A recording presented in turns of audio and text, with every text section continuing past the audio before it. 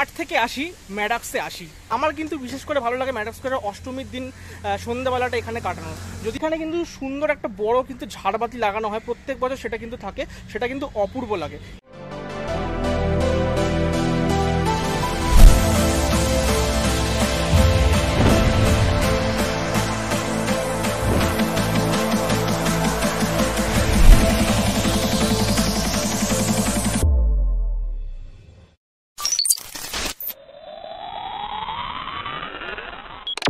So guys, আমি কিন্তু চলে এসেছি কিন্তু একদম দেশপ্রিয় পার্কের যে মোড় সেখানে, আর পেছনেই কিন্তু দেশপ্রিয় পার্কের যে পুজো মণ্ডপটা হয় তার মানে বাইরেটাই আমি এখান দিয়ে হাঁটছি অ্যাকচুয়ালি।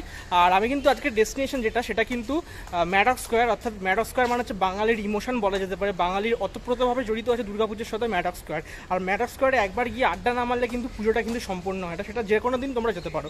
তো কীভাবে ম্যাডক্স স্কোয়ার যাবে সেটা আমি অবশ্যই আগে বলবো, তার আগে কিন্তু আমি স্পটে পৌঁছাই, তারপরে কিন্তু বলে দেবো যে কীভাবে আসবে। দেশপ্রিয় পার্কের যে রাস্তা দিয়ে আমি হাঁটছি মতিলাল নেহেরু রোড, সোজা চলে গেলেই ম্যাডক্স স্কোয়ার। তো আরো ভালো করে বলবো একটু পরে বলছি, চলো। A few moments later. স্পটে চলে এসেছি ম্যাডক্স স্কোয়ারে, দেখতেই পাচ্ছি পেছনে যে মাঠটা ঘেরা সেটাই কিন্তু ম্যাডক্স স্কোয়ারের জায়গাটা।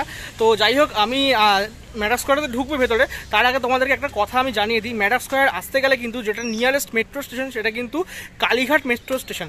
আর কালীঘাট মেট্রো স্টেশন মানেই কিন্তু যেটা রাসবিহারী চারমাথার মোড়ে তোমাদেরকে উঠতে হবে। আর চারমাথার মোড়ে কিন্তু উঠেই কিন্তু আমি তোমাদেরকে বলে দিচ্ছি, আসবে দেশপ্রিয় পার্কের ঠাকুরটা দেখবে, তারপরে ত্রিধারা সম্মেলনীটা দেখবে, তারপরে কিন্তু মতিলাল নেহেরু রোড থেকে ধরে তোমরা কিন্তু চলে আসবে বালিগঞ্জ দুর্গাপুজো সমিতি, অর্থাৎ যার আরেকটা নাম যেটা ফেমাস, যেটা সবাই চেনে, সেটা কিন্তু ম্যাডক্স স্কোয়ার। আর পেছনেই দেখতে পাচ্ছ অলরেডি কিন্তু বাঁশ কিন্তু পড়ে গেছে, অলরেডি স্ট্রাকচারের কাজ কিন্তু শুরু হয়েছে। তো চলো ভেতরে ঢোকা যাক। আর ঢুকতে ঢুকতে আমার যে চিরচরিত ইন্ট্রো সেটাও দিয়ে নেওয়া যায়। Welcome to my new video, new blog. আর আমি বাদশা সৌরভ চলে এসেছি টাটকা ঝকঝকে দারুণ একটা ব্লগ নিয়ে, বিকজ আমি ফেস্টিভ্যালে থাকি আর সবসময় আনন্দে ফেস্টিভ্যালে, এবং তোমাদেরকে সবার আগে দুর্গাপুজোর বিভিন্ন রকম খবর দেওয়ার চেষ্টা করছি। তো চলো সরাসরি একদম কিছু ফুটেজ তোমাদেরকে দেখানো যাক। যতটুকু মণ্ডপটা তৈরি হয়েছে সেটা কিন্তু দেখালাম, একদম প্রথম পর্যায়ের স্ট্রাকচারটা কিন্তু চলছে, দেখতেই পাচ্ছ এই হচ্ছে প্রথম পর্যায়ের স্ট্রাকচার। অনেক বড় কিন্তু জায়গা জুড়ে কিন্তু মণ্ডপটা তৈরি হয়, কেননা মাঠটা প্রচুর বড়। আর এখানে কিন্তু ওই পিছন দিকে কিন্তু একটা স্টেজ করা হয়, যেখানে বিভিন্ন রকম প্রোগ্রাম হয়, নাচ গান হুল্লোড় হুল্লোড় সব কিছু হয় আর কি। আর বাদ বাকি যে মাঠটা আছে সেই অংশটা জুড়ে তো সবাই বসে আড্ডা মারে, মানে বলতে পারো ম্যাডক্স স্কোয়ার মানে হচ্ছে 8 থেকে 80 ম্যাডক্সে আসি। এটা না বললে হয়তো এই ভিডিওটা সম্পূর্ণ হতো না। তো ম্যাডক্স স্কোয়ার মানে হচ্ছে 8 থেকে 80 বছরের সবাই কিন্তু এখানে এসে আড্ডা মারে, গল্প করে, মজা করে, খুনসুটি করে, কারোর মান অভিমান ভাঙানোর পালা কিন্তু এখানেই। মানে ম্যাডক্সকে কিন্তু অনেক কিছু সাক্ষী বলা যেতে পারে, প্রথম প্রেম থেকে শুরু করে ব্রেকআপ সব কিছু সাক্ষী বলা যেতে পারে। তো যাই হোক, এই হলো ম্যাডক্স স্কোয়ারের দুর্গাপুজোর জায়গাটা এখন তৈরি হয়েছে। আর এই জায়গাটা কিন্তু অ্যাকচুয়ালি ফাঁকা আছে, যে এটা কিন্তু যখন আরও তৈরি হবে তখন কিন্তু ভরে যাবে। এইখানে কিন্তু সুন্দর একটা বড় কিন্তু ঝাড়বাতি লাগানো হয় প্রত্যেক বছর, সেটা কিন্তু থাকে, সেটা কিন্তু অপূর্ব লাগে। এই ঝাড়বাতিটা কিন্তু সত্যি অপূর্ব লাগে, যেটা কিন্তু এই অঞ্চলটা জুড়ে কিন্তু লাগানো হয়। আর মা কিন্তু অ্যাকচুয়ালি বসে কিন্তু, যতদূর আমার মনে হয় এখানেই কিন্তু মা বসে, আগের বছর তাই হয়েছিল, এবারে এখানেও কিন্তু মা বসবে। এখনও কিন্তু তৈরি হয়নি, যদিও আমি একটু ভেতরে ঢোকার চেষ্টা করছি, যদিও এইখানটা দেখো মা কিন্তু এই জায়গাটায় বসে। আর একটা জিনিস তোমাদেরকে বলি, যেটা প্রত্যেক বছর তারা করে, এই জায়গাটা কিন্তু এন্ট্রির জন্য ফাঁকা রাখা হয়েছে, ঠিক তার অপোজিটেও কিন্তু ফাঁকা রাখা হয়েছে, দেখতেই পাচ্ছ এই জায়গাটা কিন্তু ফাঁকা রাখা হয়েছে, কেননা দুটো, একটা ইন করার জন্য একটা আউটের জন্য। তো মোটামুটি এই হলো স্ট্রাকচার তৈরি হয়েছে। আশা করছি এইটা ইন আর আউটের এটার জন্যই করছে। আর এখানে কিন্তু মা বসে, যেটা বারবার বলছে, আর এখানে কিন্তু ঝাড়বাতিটা থাকে। এই হলো মোটামুটি স্ট্রাকচার।